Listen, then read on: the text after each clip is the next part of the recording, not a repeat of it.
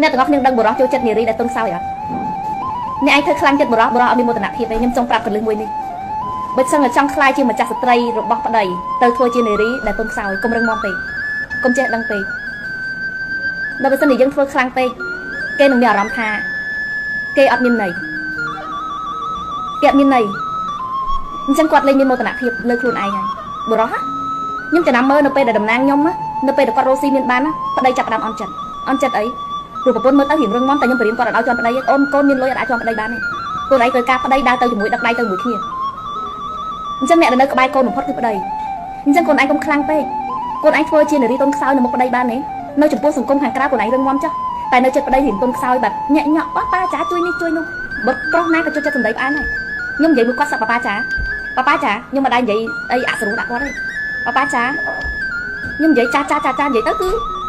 ថាមនុស្សប្រុសបើស្រីសម្ដីផ្អែមគឺទុនឆ្អឹង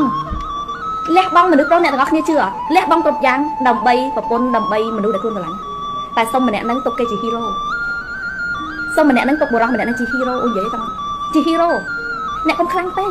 ខ្លាំងអត់បានអីមកវិញទេរៀនទុនខ្សោយចំពោះមុខគាត់ខ្លះទៅតែមិនមែនទុនខ្សោយគេមើលងាយចាំអានេះការចែកម្លែកបងប្អូនខ្ញុំមិនមែនអ្នកអីគេអ្នកជំនាញខាងរឿងស្នេហាអីខ្ញុំមកហ៊ាននិយាយថាខ្លួនឯងជំនាញតែនេះគឺជាអ្វីដែលខ្ញុំធ្វើបុរសចូលចិត្តអញ្ចឹងប្តីយើងចូលចិត្តអញ្ចឹងកុំគិតថារឹងមាំហ្នឹងអូអញចាខ្លាំងខ្លោចរៀងខ្លួនបាក់បែកគ្នារឹតតែ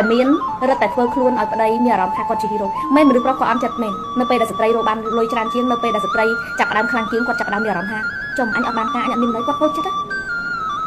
តែបើសិនជាយើងរកលុយបានហើយយើងគណិតណោះប៉ាចាគាត់ពេលខ្លះគាត់អាចចម្រោលលុយបានដូចយើងតែយើងប៉ាធ្វើអានេះធ្វើអានោះឲ្យ